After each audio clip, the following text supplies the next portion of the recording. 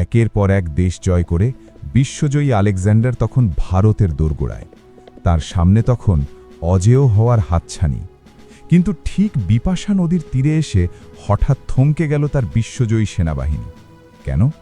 যে বীর আলেকজান্ডারকে কেউ থামাতে পারেনি, তিনি বাংলার মাটির গন্ধ পেয়ে কেন পিছিয়ে গেলেন?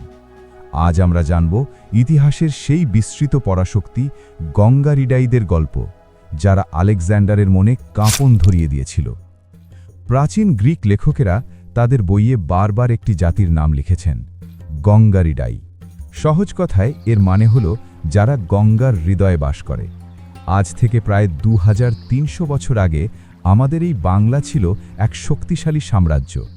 বর্তমানের বাংলাদেশ আর ভারতের পশ্চিমবঙ্গের বিশাল অংশ জুড়েই ছিল এই বীর জাতির বসবাস।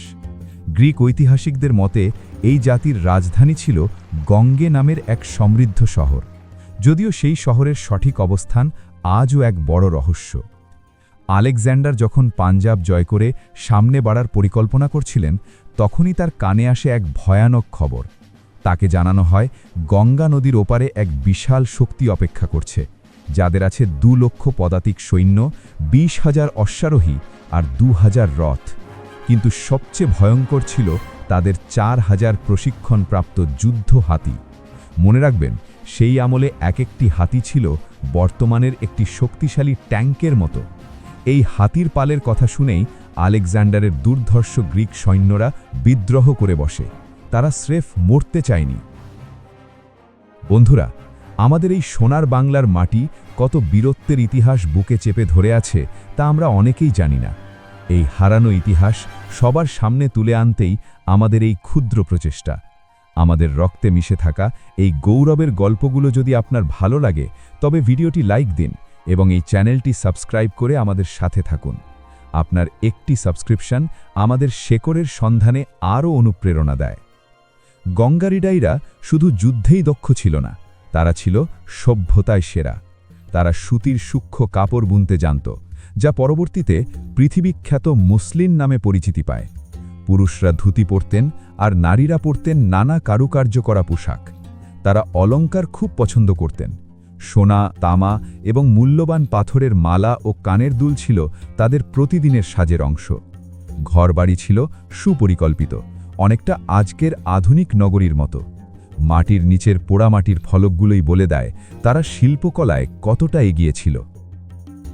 অনেকের মনেই প্রশ্ন জাগে, এই গঙ্গারিডাইরা ঠিক কত বছর টিকেছিল?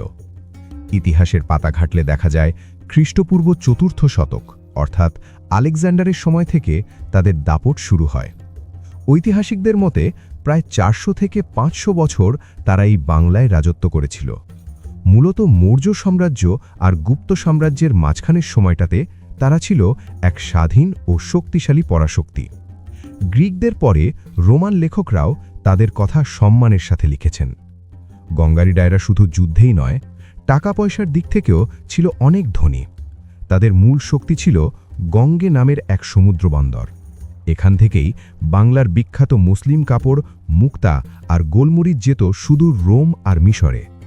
ভাবলে অবাক লাগে, আজকের দিনে যেমন ডলারের দাপট, তখন বাংলার মুসলিম আর মশলার কদর ছিল সারা বিশ্বে।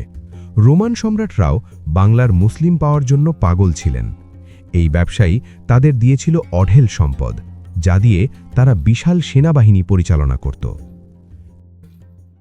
এত শক্তিশালী একটি জাতি হঠাৎ করে ইতিহাস থেকে কোথায় হারিয়ে গেল? এটি ইতিহাসের এক বড় রহস্য। গবেষকরা মনে করেন এর পেছনে 2টি কারণ থাকতে পারে। প্রথমত, আমাদের এই বদ্বীপ অঞ্চলের ভৌগোলিক পরিবর্তন। গঙ্গা নদী তার গতিপথ বদলে ফেলেছিল, যার ফলে বড় বড় বন্যা আর প্রাকৃতিক দুর্যোগে তাদের সমৃদ্ধ নগরগুলো ধ্বংস হয়ে যায়। আর দ্বিতীয় কারণ হল রাজনৈতিক। ধীরে ধীরে মৌর্য আর গুপ্ত রাজাদের উত্থানে গঙ্গারিডাইরা বড় কোনো সাম্রাজ্যের সাথে মিশে যায়। তারা শেষ হয়ে যায়নি, বরং নাম বদলে নতুন কোনো পরিচয়ে এই বাংলার বুকেই মিশে আছে। গঙ্গারিডাই হয়তো আজ কেবল ইতিহাসের বইয়ের একটি নাম, কিন্তু তাদের রক্ত আর বীরত্ব আজও আমাদের ধমনীতে বইছে। আলেকজান্ডার যে বীরত্বের ভয়ে পিছিয়ে গিয়েছিলেন, সেই বীরত্বের উত্তরাধিকারী আমরাই। আমাদের শেকড় অনেক গভীরে, আমাদের ইতিহাস অনেক গর্বের। তাই নিজের দেশকে জানুন, নিজের বীরদের জানুন। আজকের ভিডিওটি কেমন লাগলো কমেন্ট করে জানান। ইতিহাসের এমন আরও অজানা গল্প শুনতে আমাদের সাথেই থাকুন।